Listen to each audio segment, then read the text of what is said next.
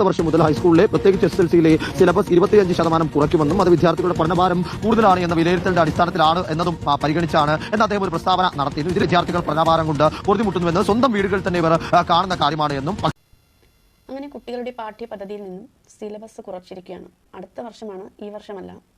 അടുത്ത വർഷം SSLC പരീക്ഷ എഴുതുന്ന കുട്ടികൾക്ക് 25% സിലബസ് വെട്ടിക്കുറച്ചിരിക്കുകയാണ്. അദ്ദേഹത്തിൻ്റെ പല ഭരണപരിഷ്കാരങ്ങളോടും കടുത്ത എതിർപ്പുണ്ടെങ്കിലും ഈ ഒരു കാര്യം എന്തുകൊണ്ടും നല്ലതാണ്.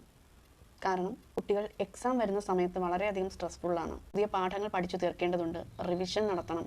പിന്നെ നമുക്ക് എല്ലാവർക്കും ഒരു ടെൻഷനാണല്ലേ, കുട്ടികൾക്ക് മാത്രമല്ല പാരൻസിനും ഒരു ടെൻഷനാണ്, നമ്മുടെ കുഞ്ഞുങ്ങൾക്ക് എത്ര മാർക്ക് വാങ്ങും. കാരണം അവരുടെ ഭാവി നിർണ്ണയിക്കുന്ന ഒരു എക്സാമാണ് അല്ലേ. അവർ ഏതു സബ്ജക്റ്റ് എടുത്ത് പഠിക്കണം എന്ന് നമ്മുടെ ഈ ഒരു SSLC പരീക്ഷയുടെ മാർക്കിനെ ബേസ് ചെയ്താണ് തീരുമാനിക്കുന്നത്. ഇത് SSLC പരീക്ഷ മാത്രമല്ല, നമ്മുടെ ഓരോ കുഞ്ഞുങ്ങളും എക്സാം എന്ന് പറയുന്നത് അത് ക്ലാസ്സിലുള്ള ഏത് സ്റ്റാൻഡേർഡിലുള്ള ഒരു കുട്ടിയാണെങ്കിലും ആ കുട്ടിക്ക് എക്സാം എന്ന് പറയുന്നത് ഒരു ടെൻഷനും പേടിയും ഒക്കെയാണ്. ഇപ്പോൾ തന്നെ പ്രൈവറ്റ് സ്കൂളിൽ പഠിക്കുന്ന കുട്ടികൾക്ക് ധാരാളം പഠിക്കാനുണ്ട്. നമ്മൾ പഠിച്ച പാഠ്യപദ്ധതിയോ നമ്മൾ പഠിച്ച കാര്യങ്ങളോ അല്ല ഇപ്പോഴുള്ള കുട്ടികൾക്ക്, പ്രത്യേകിച്ചും CBSE ലെവലിൽ പഠിക്കുന്ന കുട്ടികൾക്ക് ധാരാളം പഠിക്കാനുണ്ട്, ആക്ടിവിറ്റീസ് ഉണ്ട്. അവർക്ക് ഒരുപാട് ചെയ്യാനും പഠിക്കാനും കാര്യങ്ങളും ഒക്കെ ഉണ്ട്. ഭയങ്കരമായിട്ട് സിലബസ് കൂടി വരികയാണ്. അതായത് പഠിച്ചു തീർക്കാൻ സാധിക്കുന്നില്ല. പഠിപ്പിച്ച് അവരെ പ്രാപ്തരാക്കുക, എക്സാമിന് പ്രാപ്തരാക്കുക എന്നുള്ളത് ഒരു ചെറിയ ടാസ്ക് ഒന്നുമല്ല. അത് വളരെയധികം ടെൻഷൻ പിടിച്ച ഒരു ജോലിയാണ്.